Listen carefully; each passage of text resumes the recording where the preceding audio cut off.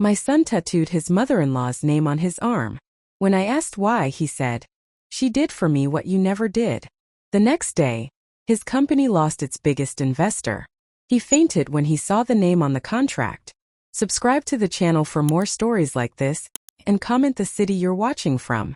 I'm Janice, and at 67 years old, I thought I had seen everything life could throw at me. I was wrong. It was a Tuesday morning when my son Marcus rolled up his sleeve to reach for the sugar bowl during our monthly breakfast at my kitchen table. That's when I saw it. Fresh black ink etched into his forearm, still slightly red around the edges. Diane written in elegant script letters, surrounded by small roses. My coffee cup froze halfway to my lips. "Marcus, what is that?" He glanced down at his arm, then back at me with a defiant expression I hadn't seen since he was 16. "It's a tattoo, Mom. Obviously. I can see that. But why? Why is your mother-in-law's name permanently marked on your body?" The silence stretched between us like a chasm. Marcus set down his fork and looked me straight in the eye, his voice cold in a way that made my chest tighten. "Because she did for me what you never did." Those words hit me like a physical blow.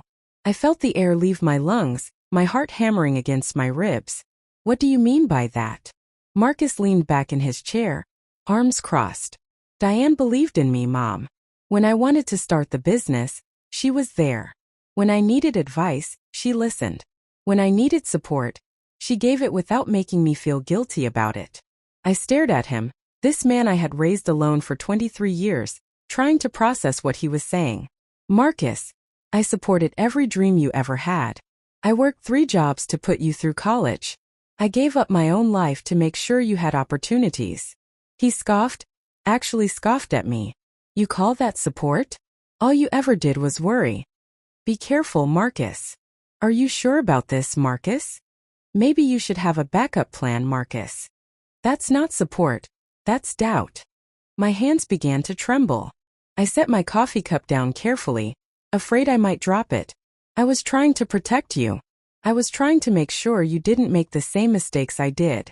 "Mistakes?" His laugh was bitter. "You mean like marrying Dad? Having me? Thanks for the vote of confidence. That's not what I meant, and you know it." Marcus stood up abruptly, pushing his chair back. "Diane never made me feel like a burden. She never looked at my dreams like they were problems to be solved. She celebrated my successes instead of immediately pointing out what could go wrong." I felt tears burning behind my eyes, but I refused to let them fall. "Not yet.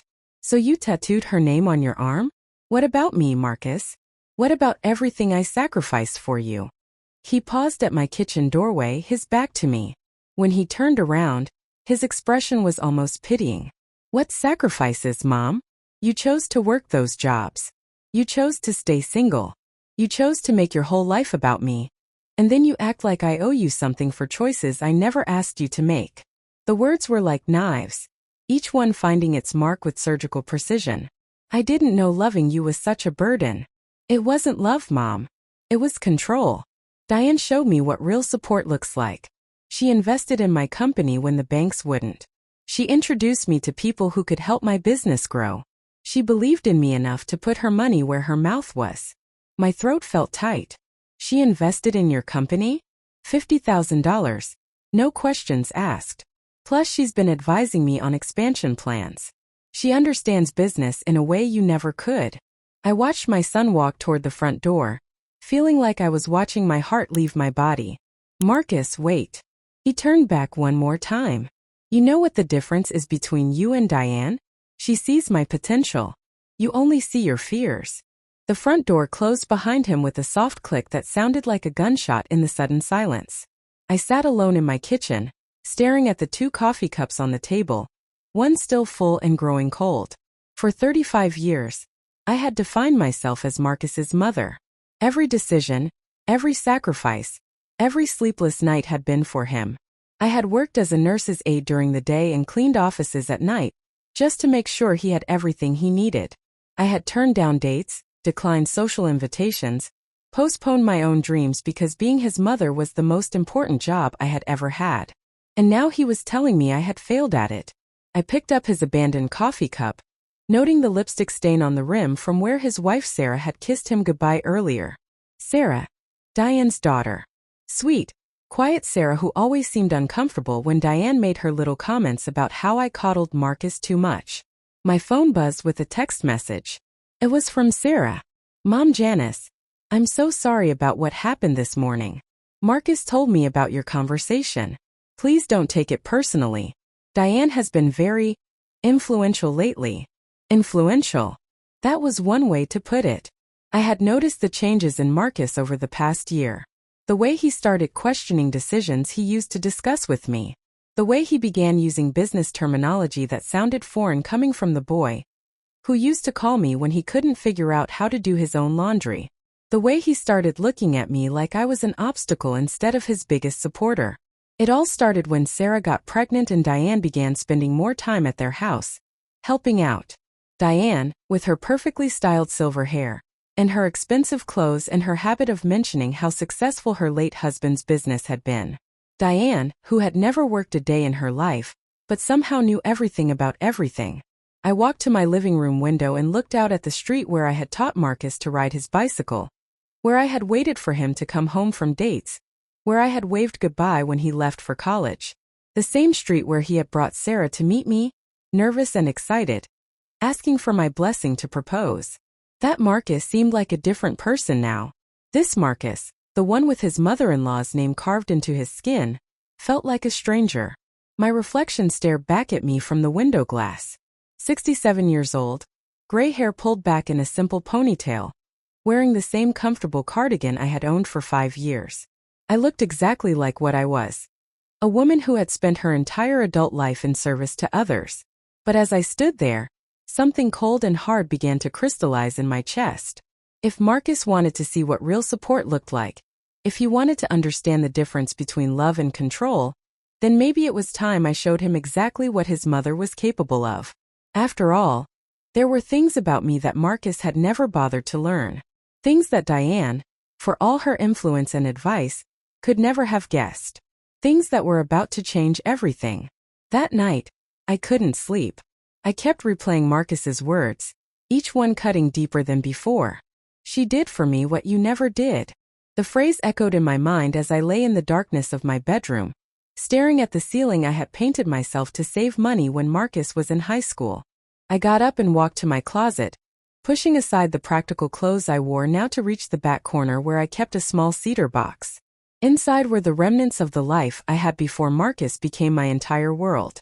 A business degree from State University, a commendation letter from my first accounting job, a photograph of me at 25, wearing a sharp blazer and standing in front of the regional bank where I had worked as a junior financial analyst. That woman seemed like a stranger now. I had been climbing the corporate ladder when I met Robert, Marcus's father. He was charming, ambitious, and convinced me that love meant supporting his dreams while putting mine on hold.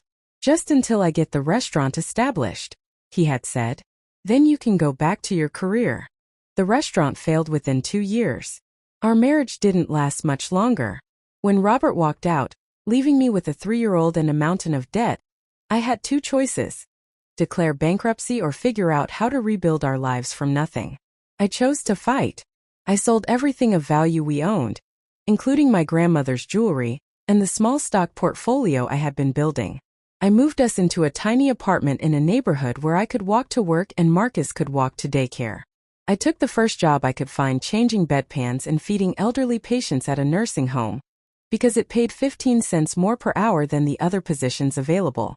At night, after Marcus was asleep, I cleaned office buildings. The work was hard and lonely, but it was honest, and it put food on our table. On weekends, I did bookkeeping for small businesses from our kitchen table, while Marcus played with toys I found at garage sales. I never complained. Not once. Not when my back ached from lifting patients. Not when my knees gave out from scrubbing floors. Not when I fell asleep over ledger books because I was working on 3 hours of sleep. Marcus was my purpose, my reason for getting up every morning, and I was determined to give him opportunities one never had. When he was 8, Marcus came home from school and asked why we couldn't afford the field trip to Washington, D.C. that all his classmates were taking. The cost was $200. $200 I didn't have. So I picked up extra shifts, worked 17 days straight without a break, and surprised him with the permission slip signed and the money in an envelope. He hugged me so tight that day, told me I was the best mom in the world. When I grow up, he said, I'm going to take care of you the way you take care of me. When he was 12, he needed a laptop for school. The other kids had new ones, and Marcus was embarrassed by the used computer I had found at a pawn shop. So I sold my wedding ring, the one thing of value I had left from my marriage, and bought him a new laptop. He never knew where the money came from. When he was 16, he wanted to take guitar lessons because a girl he liked was in the school band. Private lessons cost $60 a week, money I absolutely didn't have. So I took a third job, working at a gas station on Sunday mornings, and paid for 6 months of lessons. He quit after 2 months because the girl started dating someone else, but I never mentioned the money I had already committed to. When he graduated high school and got accepted to the state university, I was so proud I cried at his graduation ceremony. The tuition was more than I made in a year, but I had been saving since he was born, putting aside every spare dollar in a college fund I never touched, no matter how desperate things got. I worked 4 jobs that first year he was in college. I cleaned the nursing home during the day, the offices at night, did weekend bookkeeping, and started preparing tax returns during tax season. My hands were raw from cleaning chemicals, my feet were permanently swollen, and I lived on crackers and peanut butter to save money. But Marcus's tuition was paid, his dorm room was comfortable, and he never went without. He called me every Sunday that first year, excited about his classes, his new friends, his plans for the future. I'm going to major in business, he told me. I'm going to build something amazing, Mom. Something that will make you proud. I was already proud. I had been proud since the day he was born. By his junior year, the phone calls became less frequent. He was busy with internships, study groups, and a social life I had never been able to afford. When he did call, it was usually because he needed something: money for books, money for a spring break trip, money for interview clothes. I said yes every time, taking on extra work, selling things I didn't need, borrowing against my future to fund his present. When he graduated summa cum laude, I sat in the audience wearing a dress I had borrowed from a coworker and shoes that were held together with tape on the inside. But when they called his name and he walked across that stage, I felt like the richest woman in the world. I did it, Mom, he said when he found me after the ceremony. I actually did it.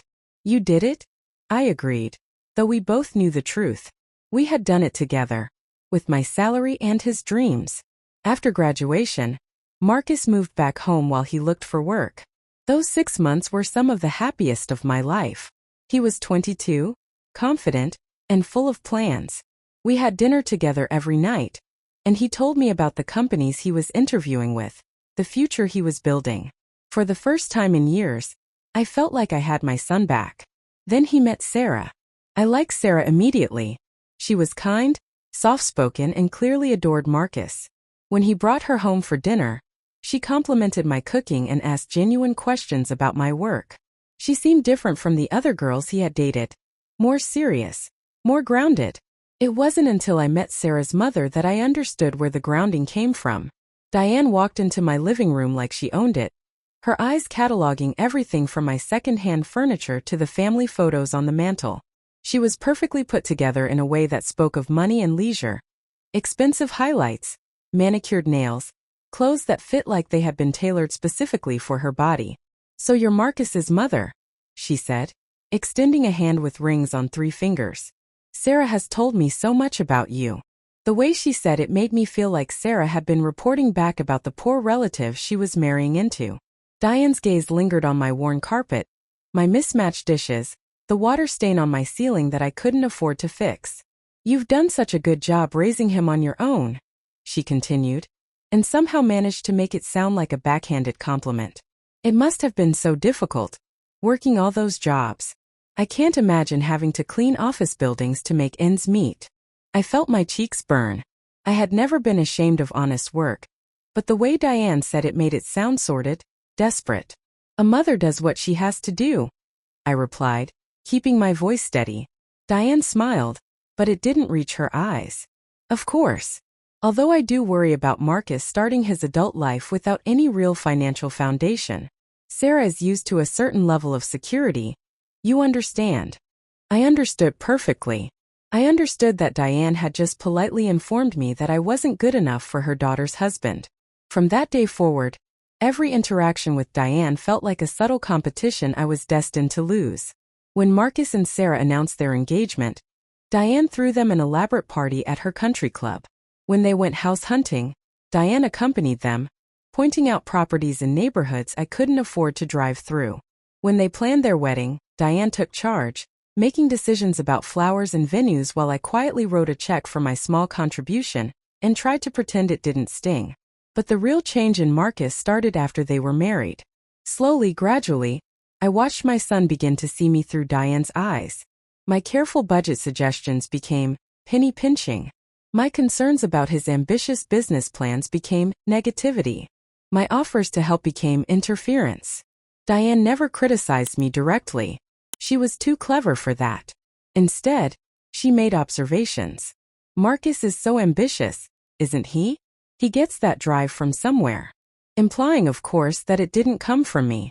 Or, it's wonderful how Marcus thinks big. Some people are just naturally visionary. Again, with the clear implication that I was not. Sitting in my bedroom now, surrounded by the evidence of my former life, I felt a rage I hadn't experienced in decades. Diane had convinced my son that everything I had sacrificed for him was somehow inadequate. That my love was control, my protection was doubt, my care was burden.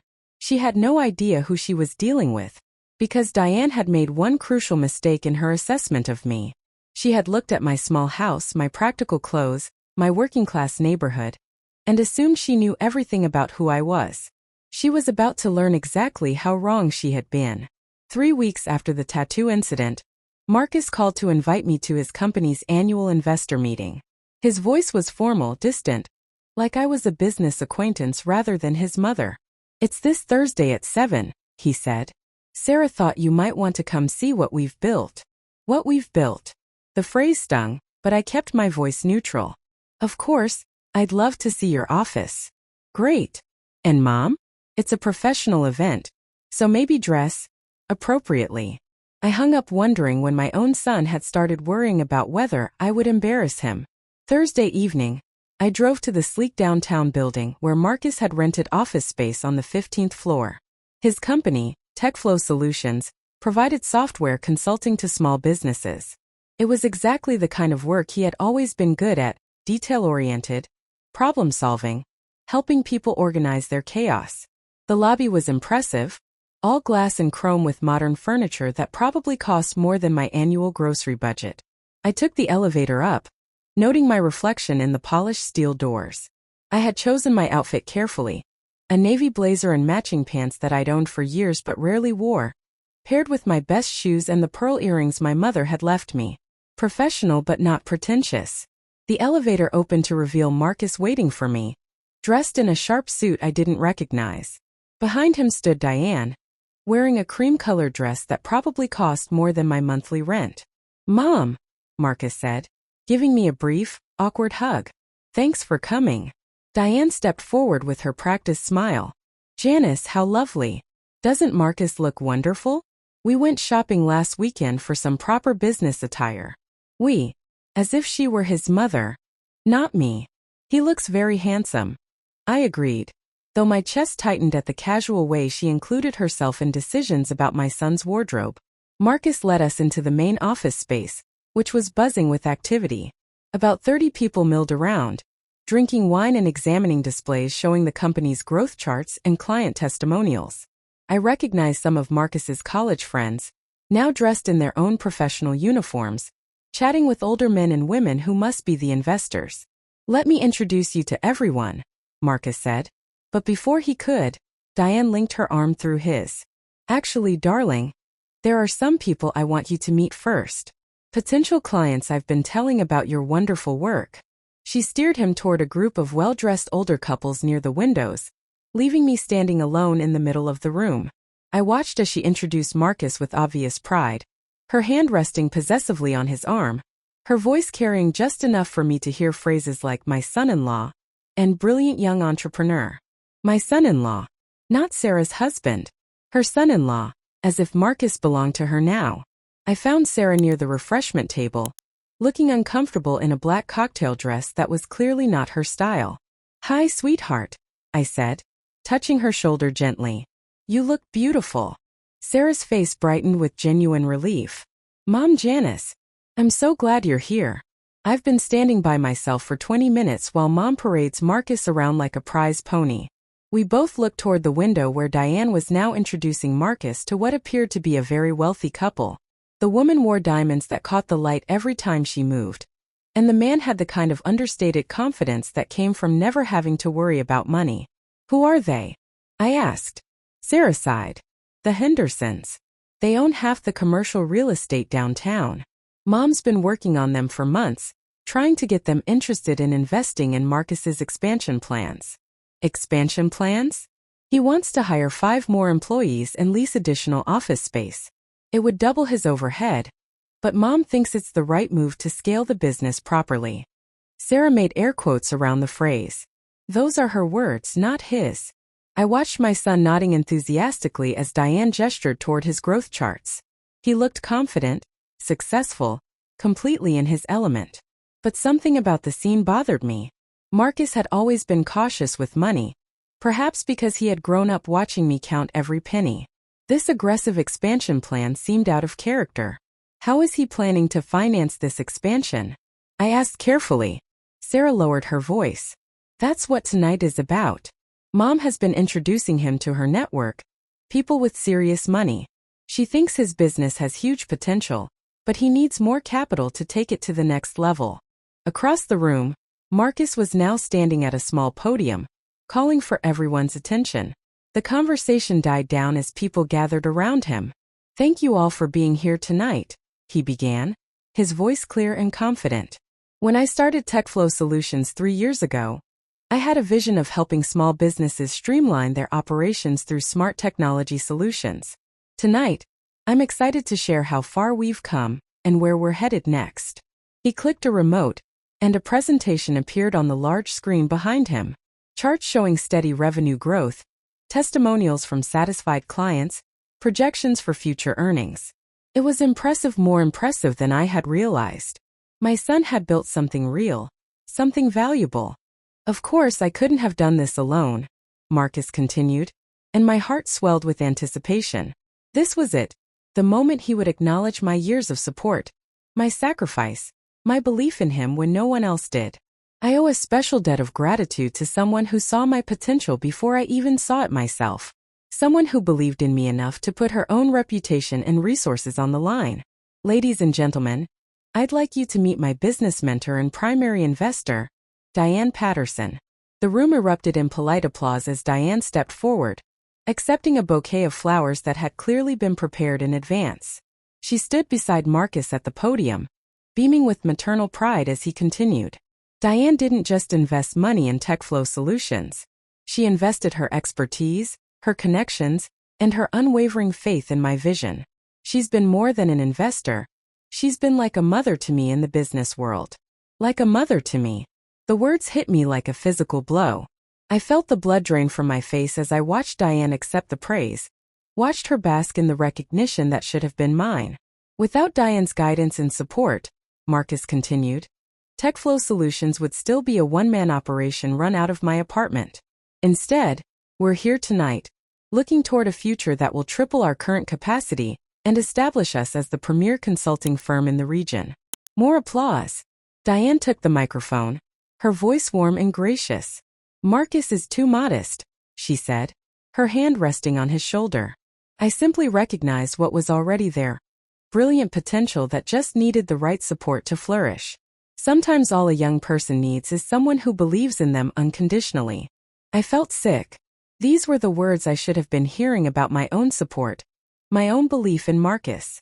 Instead, I was watching another woman claim credit for raising the son I had sacrificed everything to nurture. "The beautiful thing about Marcus," Diane continued, "is that he's not afraid to think big. Too many young entrepreneurs are held back by small thinking, by people who focus on problems instead of possibilities. Marcus has never had that limitation. Small thinking, problems instead of possibilities." She was talking about me, describing my careful, protective approach to Marcus's life as if it were a character flaw. The presentation continued with discussions of investment opportunities and growth projections.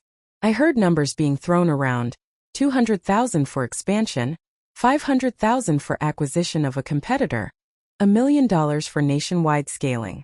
Numbers that made my head spin and my stomach churn. After the formal presentation ended, people broke into smaller groups, continuing conversations about money and potential partnerships. I found myself standing alone again, watching Marcus work the room with an ease I had never seen before. Diane stayed close to his side, making introductions, facilitating conversations, playing the role of proud mentor-mother. Sarah appeared beside me, looking as overwhelmed as I felt. "This is bigger than I thought it was going to be," she said quietly. "Much bigger," I agreed. "Sarah, do you know how much money Diane has actually invested in the company?" Sarah bit her lip, glancing around to make sure no one was listening. "I asked Marcus the same question last month. He got defensive and told me not to worry about the business side of things. But I've seen some of the paperwork lying around the house. It's a lot, Mom Janice. More than we could ever pay back if things went wrong." A chill ran down my spine. What kind of paperwork? Investment agreements, loan documents, something called a convertible note. I don't understand most of it, but the numbers are scary. And there are terms about what happens if Marcus can't meet certain performance targets. I felt a familiar knot forming in my stomach, the same one I used to get when Marcus was a child and I sensed he was in trouble, but couldn't quite identify the threat. "Sarah, has Marcus seemed different to you lately? More stressed, maybe?" She nodded slowly. "He's been working longer hours, making phone calls he doesn't want me to hear. And he's been talking about money constantly. How much we need to expand, how much we could make if we just take bigger risks. It's like he's obsessed with proving something." Across the room, I watched Marcus laughing with the wealthy couple Diane had introduced him to earlier. The woman was writing something in a small notebook while the man nodded approvingly. It looked like business was going very well indeed, but something about the whole scene felt wrong to me.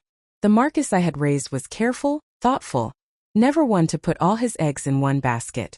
This Marcus seemed intoxicated by the possibility of quick success, seduced by Diane's vision of limitless growth. As the evening wound down, Marcus found me near the elevator. "So what did you think?" he asked, and for a moment he looked like my little boy again, seeking approval and validation. "It's very impressive," I said honestly. "You've built something wonderful." He smiled, the first genuine smile he'd given me in weeks. "Thanks, Mom. That means a lot." "Marcus, can I ask you something? About the expansion plans? Are you sure you're not taking on too much risk?" His expression immediately cooled. "Here we go again. This is exactly what I'm talking about, Mom. Diane would never question my judgment like that." "I'm not questioning your judgment. I'm asking because I care about you." Caring and doubting aren't the same thing. Diane understands that sometimes you have to take calculated risks to achieve real success. The elevator arrived and I stepped inside, my heart heavy with worry and something else. A growing suspicion that my son was in deeper water than he realized. As the doors closed, I caught one last glimpse of Diane standing beside Marcus, her hand on his arm, her expression satisfied and proprietary. She looked like a woman who had won something very valuable. I was beginning to suspect she had no intention of giving it back. The call came at 11:30 on a Friday night. I was already in bed, reading a book about financial planning that I'd borrowed from the library. When I saw Sarah's name on my phone screen, my heart immediately started racing. Late-night calls were never good news. "Mom Janice." Sarah's voice was shaky, barely above a whisper. "I'm sorry to call so late, but I didn't know who else to talk to." I sat up in bed, fully alert. "What's wrong, sweetheart?" "It's Marcus. He's been acting so strange lately, and tonight I found some papers in his briefcase. Financial documents. I think we might be in serious trouble." "Where is Marcus now?" "He went out for drinks with some investors. He's been doing that a lot lately. These late-night meetings that he says are just business socializing. But I'm scared, Mom Janice. These papers, they look really complicated, and the numbers are huge." I was already getting out of bed, reaching for my clothes. Sarah, can you meet me somewhere? Bring the papers if you can. There's a 24-hour diner on 5th Street, near the university. The Golden Cup. I knew it well. It was where I used to take Marcus for breakfast after his Saturday morning baseball games when he was in Little League. I'll be there in 20 minutes. I drove through the empty streets, my mind racing with possibilities. Sarah was not the type to panic over nothing. If she was scared enough to call me in the middle of the night, something was seriously wrong. I found her in a corner booth at the diner, clutching a manila folder and looking younger than her 26 years. Her eyes were red-rimmed, and she'd been crying. "Thank you for coming," she said as I slid into the seat across from her. "I didn't want to worry you, but I have no idea what any of this means, and Marcus won't explain it to me." She pushed the folder across the table. "I found these in his briefcase when I was looking for our health insurance cards. I wasn't snooping, I swear. I just needed the insurance information because I think I might be getting sick. And, Sarah, it's okay. Show me what you found." I opened the folder and immediately felt my blood pressure spike. Inside were loan agreements, investment contracts, and what appeared to be a personal guarantee document with Marcus's signature at the bottom. The numbers made my head spin. "Sarah, this says Marcus has personally guaranteed a loan for $800,000. Her face went white. "What does that mean?" I scanned the document more carefully, my old accounting training kicking in despite my rusty skills. "It means if the business can't pay back this loan, Marcus is personally responsible for the entire amount. His house, his car, everything he owns could be seized to cover the debt." Sarah gripped her coffee cup so tightly her knuckles turned white. "But Diane said the investments were low risk. She said Marcus was being smart by taking advantage of opportunities while they were available." I continued reading, my stomach sinking with each paragraph. The loan was structured as a bridge financing arrangement, with aggressive repayment terms and penalties for missed payments. Worse, there was a clause that allowed the lender to call in the full amount if certain performance metrics weren't met. "Sarah, who exactly did this money come from?" "I don't know. Marcus always just says investors, or Diane's contacts.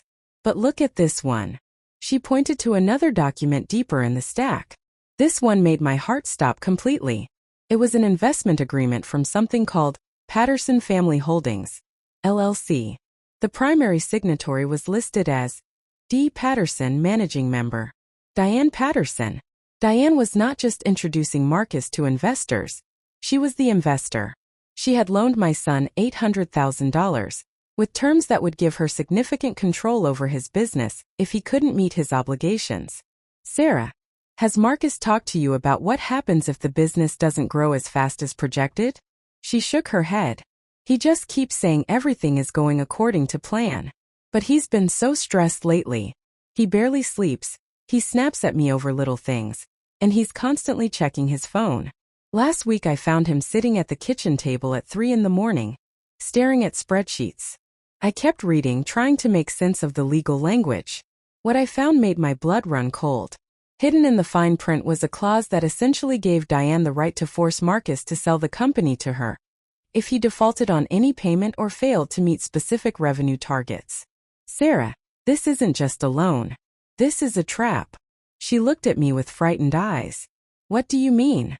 "Diane has structured this deal so that she can take over Marcus's company if he can't meet her demands. And these performance targets." I pointed to a section of the contract. "These are aggressive. Very aggressive. If the business has even one bad quarter, she could call in the entire loan." "But why would she do that? She's family now." I felt a bitter laugh bubble up in my throat. "Sarah, I don't think Diane ever intended for Marcus to succeed on these terms. I think she's been planning to take his company from the beginning." We sat in silence for a moment, the weight of the situation settling over us like a heavy blanket. The diner's fluorescent lights buzzed overhead, casting harsh shadows on the document spread between us. "There's something else," Sarah said quietly.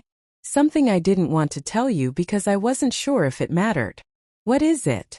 "Diane has been asking a lot of questions about you lately. About your job, your finances, where you live. At first I thought she was just trying to get to know Marcus's family better. But some of her questions were really specific. Like, She asked if you had any retirement savings, or if you owned any property besides your house. A chill ran down my spine. What kind of questions? She wanted to know if you had ever worked in finance, if you understood investments, if you had any money put away that Marcus didn't know about. I told her I didn't think so. But honestly, Mom Janice, we don't really talk about money stuff. I felt a dangerous calm settling over me. Diane wasn't just stealing my son. She was investigating me. The question was why. Sarah, I need you to do something for me. And I need you to trust me completely. She nodded immediately. Anything. I need you to put these documents back exactly where you found them. Don't let Marcus know we've seen them. And don't mention this conversation to anyone. Especially not Diane. But shouldn't we warn Marcus? If he's in trouble. I reached across the table and took her hands in mine. Sarah, Marcus won't listen to warnings from us. Diane has convinced him that we don't understand business, that we're small-minded and fearful. If we try to tell him he's being manipulated, he'll just think we're jealous. So what do? I felt something hard and cold crystallizing in my chest. For 35 years, I had been the careful one, the cautious one, the one who worried about every possible thing that could go wrong. I had been exactly the kind of person Diane described, small thinking, problem-focused, afraid of taking risks. But Diane had made one crucial mistake in her assessment of me. She had assumed that because I lived modestly and worked ordinary jobs, I was ordinary myself. She was about to learn exactly how wrong she had been. We wait, I told Sarah. And we watch. And when the time is right, we make sure Marcus understands exactly who Diane Patterson really is. Sarah looked confused, but she nodded. Okay. But Mom Janice, what if it's too late by then? What if he loses everything? I smiled, and for the first time in weeks, it felt genuine. Sarah, there are things about me that even Marcus doesn't know. Things I've never had to use before. But things that could change everything. I gathered up the documents and handed them back to her. Trust me, sweetheart. Your husband is my son, and no one takes advantage of my son without consequences. As I drove home through the empty streets, I felt a familiar sensation I hadn't experienced in decades. It was the same feeling I'd had when I first started my accounting career, when I would spot discrepancies in financial statements that no one else had noticed. The thrill of seeing patterns and connections that others missed. Diane Patterson thought she was playing chess with amateurs. She thought she understood all the pieces on the board. She had no idea she was about to face an opponent who had been quietly building an empire, while she was busy stealing credit for someone else's work. When I got home, I went straight to my bedroom closet and pulled out that cedar box again. But this time, I reached deeper, past the old photographs and college certificates, to the documents I kept in a sealed envelope at the very bottom. Documents that would change everything. Documents that would show Diane Patterson exactly who she had chosen to cross. I had spent 35 years protecting my son from the world. Now it was time to protect him from the woman who had convinced him that his own mother was his enemy. And I was going to do it using weapons she never knew existed. I spent the weekend going through documents I hadn't touched in 20 years.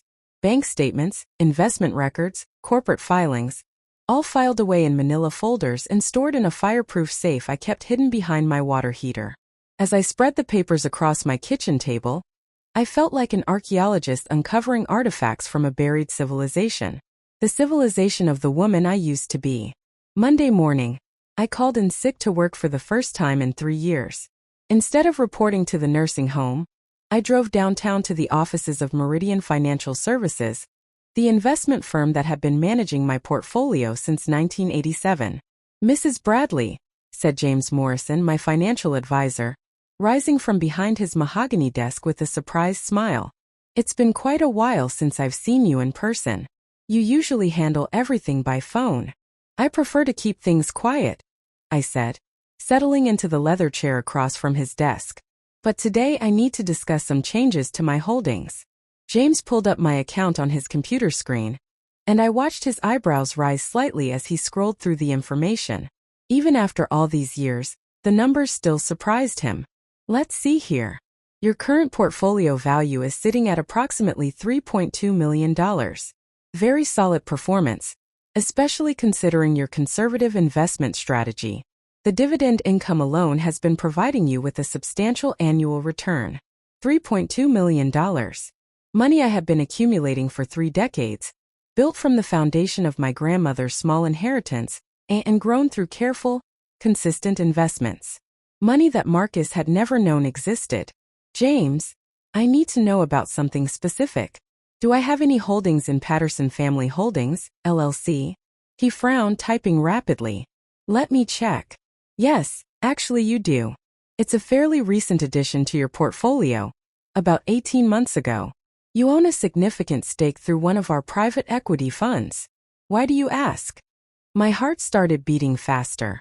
What percentage of Patterson Family Holdings do I control through that stake? More typing. More frowning. This is interesting. It looks like your position, combined with some other holdings we've acquired on your behalf, gives you controlling interest. About 51% ownership. I felt a slow smile spread across my face. James, I need you to pull all the documentation on Patterson Family Holdings. Everything. Financial statements, loan agreements, outstanding obligations. Mrs. Bradley, is everything all right? You seem different today. I met his eyes steadily. Everything is about to be very all right. 2 hours later, I sat in my car in the parking lot outside James's office, reading through a stack of financial documents that painted a very clear picture of Diane Patterson's business practices. What I found was both shocking and completely predictable. Diane wasn't a successful businesswoman. She was a successful con artist. Patterson Family Holdings was nothing more than a shell company, funded primarily by money from her late husband's life insurance policy and a series of increasingly desperate loans. She had been using the company to make high-risk investments in small businesses, presenting herself as a wealthy angel investor, while actually operating with borrowed money and fake credentials. Marcus's company was just the latest in a string of businesses she had targeted. The pattern was always the same. Identify a promising young entrepreneur, gain their trust through seemingly generous initial investments, then structure deals that would allow her to seize control when the business inevitably struggled under the weight of her aggressive demands. She had done it to a restaurant owner in Phoenix, a tech startup in Seattle, and a manufacturing company in Denver. In each case, she had positioned herself as a mentor and benefactor, only to take over when the business couldn't meet her unrealistic projections. But this time, she had made a fatal error. She had targeted the son of the woman who unknowingly owned her company. I drove straight to Sarah's house, my mind already formulating a plan. I found her in the backyard, pushing my 18-month-old grandson Charlie on his swing set. The sight of them together, Sarah's gentle patience, Charlie's delighted laughter, reminded me exactly what I was fighting for. Mom, Janice. Charlie squealed when he saw me, reaching his chubby arms in my direction. I scooped him up, breathing in his sweet baby scent and feeling my resolve strengthen. This little boy deserved to grow up with parents who weren't drowning in debt, in a family that hadn't been torn apart by a manipulative predator. Sarah, where's Marcus? At the office. He's been working late every night this week, trying to meet some deadline Diane set for him. She lowered her voice. He came home at midnight last night, completely exhausted. I asked him if he wanted to talk about whatever was stressing him out, and he just snapped at me. Said I wouldn't understand the pressure he's under. I set Charlie down and watched him toddle back toward his swing. Sarah, how would you like to help me give your husband the wake-up call of his life? Her eyes widened. What do you mean? I mean it's time Marcus learned the truth about his precious mentor. And it's time Diane Patterson learned that she picked the wrong family to mess with. I pulled out my phone and scrolled to Marcus's number. Call your husband. Tell him you need him to come home right away. Tell him it's about Charlie, nothing serious, but something that requires his immediate attention. But why would I lie to him? Because if you tell him his mother wants to have a conversation about his business dealings, he'll find an excuse not to come. But if his son needs him, he'll drop everything. Sarah hesitated for only a moment before pulling out her own phone. An hour later, Marcus burst through the front door, his face flushed with panic and exertion. Sarah? Where's Charlie? What happened? Is he okay? Charlie's fine, I said, stepping out from the kitchen where I had been waiting. But we need to talk. Marcus's expression immediately shifted from concern to irritation. Mom, what are you doing here? Sarah, you said there was an emergency with Charlie. There is an emergency, Sarah said quietly. Just not the kind you're thinking. Marcus looked between us, his confusion evident. What's going on? I walked to the dining room table where I had laid out the documents I'd obtained from James Morrison. Sit down, Marcus. Both of you. I don't have time for this. I have a conference call with potential investors in an hour. No, you don't, I said calmly. You have a conference call with people who think they're investing in a company that Diane Patterson controls. But here's what they don't know, here's what you don't know. I placed the first document in front of him. Diane Patterson is not a successful businesswoman. She's a fraud who has been systematically targeting and destroying small businesses for the past 5 years. Marcus barely glanced at the papers. This is exactly what I'm talking about, Mom. You can't stand that someone believes in me more than you do. So you're trying to sabotage my relationship with Diane. Marcus, look at the documents. I don't need to look at anything. Diane has invested her own money in my company. She's helping me build something real. I placed the second document on the table. Diane Patterson doesn't have any money, Marcus. Everything she's invested in your company came from loans and life insurance payouts. She's operating a Ponzi scheme, using money from new victims to pay off old debts. You're lying. Sarah reached across the table and gripped his hand. Marcus, please just look at what your mother is showing you. For the first time, Marcus actually focused on the papers in front of him. I watched his expression change as he read, confusion giving way to understanding, understanding giving way to something that looked like fear. This says she's defaulted on multiple loans. This says her company is essentially bankrupt. Keep reading. He turned the page, and I saw the exact moment he found the information about Patterson Family Holdings' ownership structure. His face went completely white. This can't be right. This says someone named J.M. Bradley owns 51% of Patterson Family Holdings. I reached into my purse and pulled out my driver's license, placing it next to the documents. Janice Margaret Bradley. That's my maiden name, Marcus. The name I've been using for my investments since before you were born. Marcus stared at my license, then at the documents, then back at me. You own Diane's company? I own the company that Diane has been pretending is hers. Yes. Which means I own the loan she made to you. Which means your debt isn't to some faceless corporation, it's to me. The silence in the room was deafening. Marcus looked like he was trying to solve a puzzle with pieces that didn't fit together. But you work at a nursing home. You drive a 10-year-old car. You shop at thrift stores. I worked at a nursing home because I wanted to help people, not because I had to. I drive an old car because it's reliable and paid for. I shop at thrift stores because I don't believe in wasting money on things that don't matter. Sarah was staring at me with something approaching awe.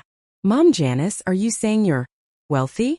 I'm saying I've been very careful with money for a very long time. And I'm saying that Diane Patterson made a huge mistake when she decided to target my son. Marcus finally found his voice. Why didn't you ever tell me? The question hung in the air between us, loaded with 35 years of history and hurt. Because I wanted you to succeed on your own merit, not because of my money.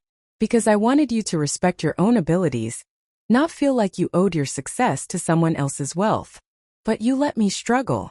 You let me take these loans, put myself at risk. I let you make your own choices. And when those choices put you in danger, I made sure I was in a position to protect you. Marcus buried his face in his hands. Oh God, the things I said to you. The way I've been treating you. We'll deal with that later. Right now we need to focus on Diane. She's expecting you at a meeting tonight, isn't she? He nodded without looking up. Good. You're going to that meeting. And you're going to tell her that you've had an interesting conversation with the actual owner of Patterson Family Holdings. Marcus finally raised his head. And I saw something in his eyes I hadn't seen in months, my son. Really looking at me for the first time in years. Mom, I'm so sorry. I'm so incredibly sorry. I know you are. But right now, apologies aren't going to fix this mess. Right now, we need to make sure Diane Patterson understands that her little game is over. I gathered up the documents and stood up. Get cleaned up, Marcus. Put on your best suit. Tonight, you're going to walk into that meeting and inform your investor that her services are no longer required. What if she tries to call in the loans? What if she demands immediate payment? I smiled, feeling more like myself than I had in years. Then you tell her she can discuss that with the actual owner of her company. And Marcus? You tell her that if she ever comes near my family again, she'll discover exactly what happens when someone tries to con a woman who's been playing this game longer than she's been alive. As I walked toward the door, I heard Sarah whisper to Marcus, "Your mother is absolutely terrifying." "Yeah," Marcus replied, and for the first time in months, his voice held nothing but admiration. "She really is." I smiled all the way home. Diane Patterson had wanted to see what real power looked like. She was about to get her wish. I was home, enjoying a quiet cup of tea and a book, when my phone rang at 9:30 that evening. Marcus's name appeared on the screen, and I could hear the barely controlled excitement in his voice before he even spoke. "Mom, you need to hear what just happened." I set down my teacup and smiled. "I'm listening." I walked into that conference room exactly like you told me to. Diane was there with 3 potential investors, all dressed up and ready to throw money at what they thought was her deal. She introduced me as her protégé and started giving this whole presentation about my company's potential. And I let her finish. I sat there and listened to her take credit for everything I've built, watched her present herself as the mastermind behind my success. Then when she was done, I stood up and said I had an announcement to make.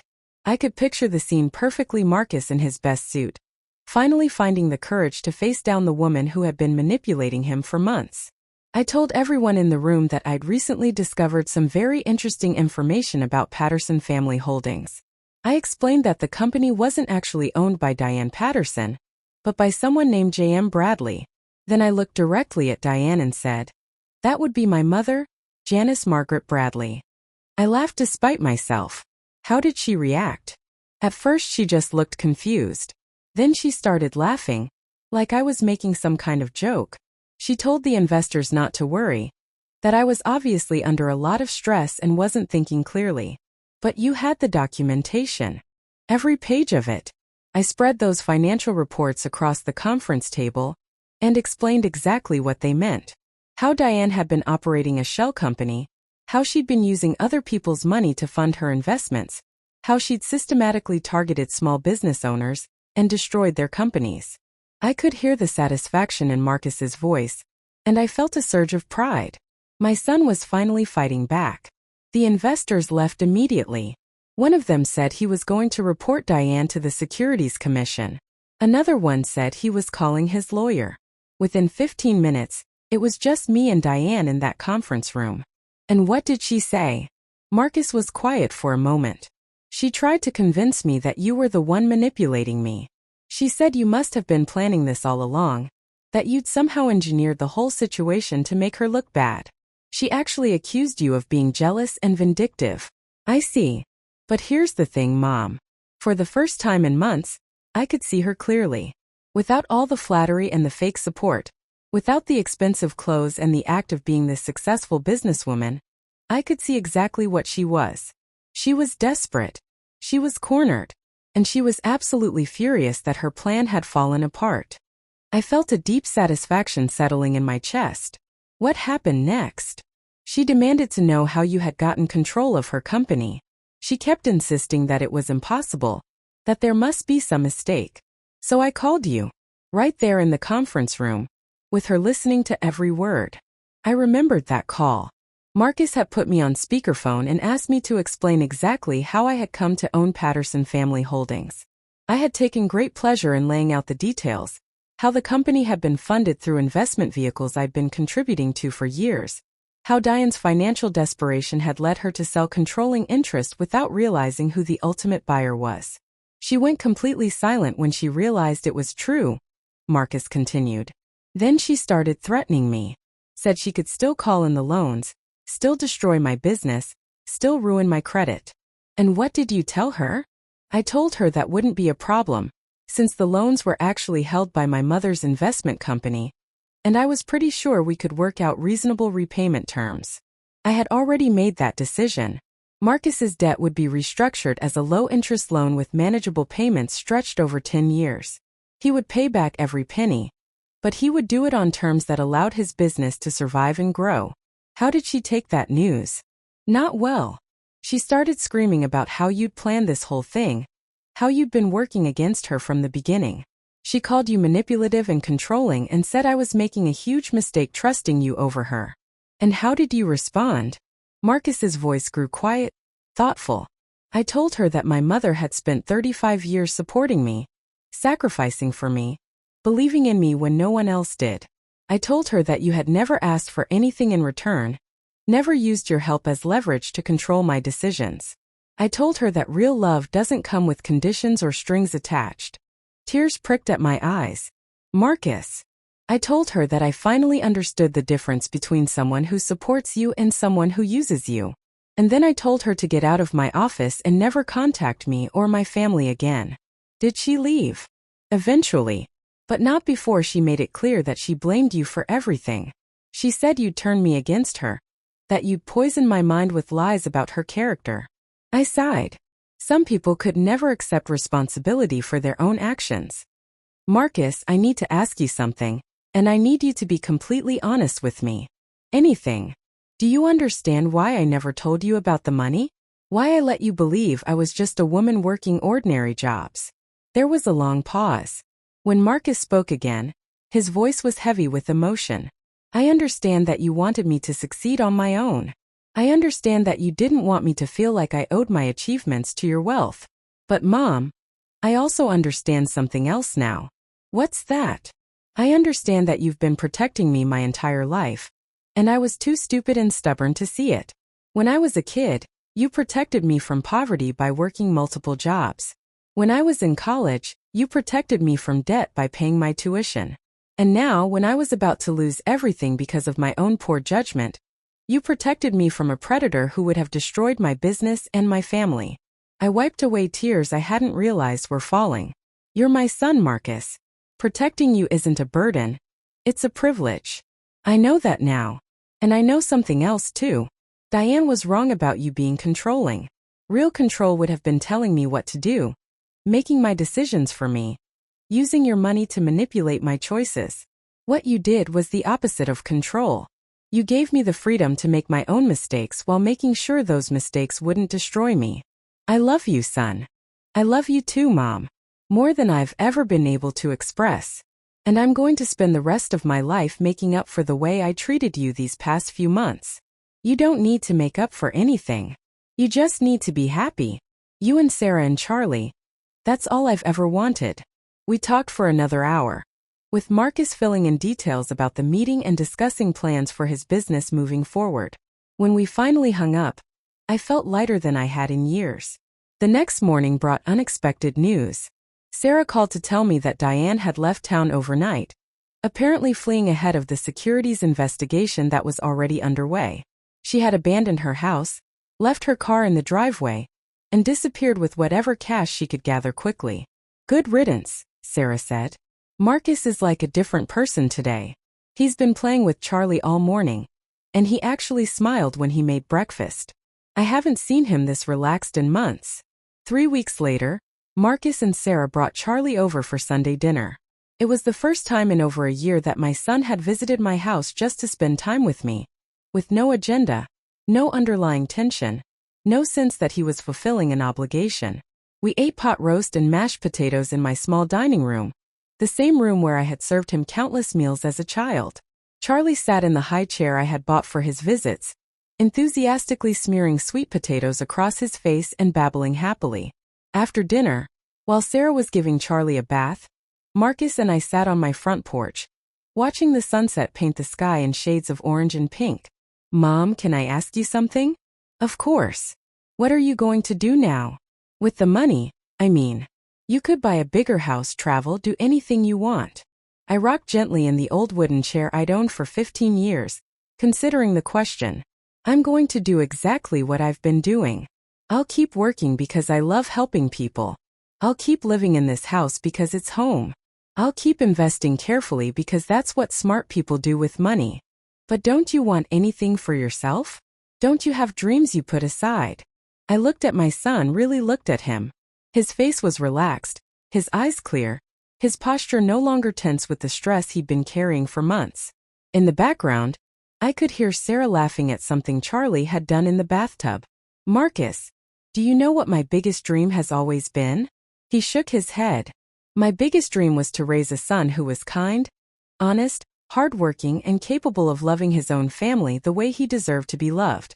My dream was to see you build a life that made you happy, to watch you become the man I always knew you could be." I reached over and took his hand. "That dream came true. You came back to me. You remembered who you really are, and who raised you to be. What more could I possibly want?" Marcus squeezed my hand, his eyes bright with unshed tears. "I'm going to be better, Mom. As a son, as a husband, as a father. I promise. You're already better than you know." As we sat there in comfortable silence, I reflected on the events of the past few months. Diane Patterson had tried to steal my son by convincing him that his own mother was inadequate, small-minded, unworthy of his respect. She had nearly succeeded. But in the end, love had proven stronger than manipulation. Truth had proven more powerful than lies. And a mother's patient devotion had proven more valuable than all the false flattery in the world. I had spent 67 years learning that real strength wasn't about making noise or demanding attention. Real strength was about being prepared, staying true to your values, and protecting the people you loved, even when they didn't appreciate it, even when they turned against you, even when it would have been easier to walk away. Diane Patterson had underestimated me because she had confused wealth with worth, noise with power, manipulation with influence. She had looked at my modest life and assumed I was modest in all things. She had been wrong about everything. As the stars began to appear in the darkening sky, Charlie's delighted giggles echoed from inside the house. Soon, Sarah would bring him out to say goodnight, and Marcus would carry his sleeping son to the car. They would drive home to their own house, their own life, their future secure and their family intact. And I would sit on my porch for a little while longer, grateful for the quiet satisfaction of a job well done, a battle won, and a family restored. Sometimes the greatest victories were the ones nobody else ever knew about.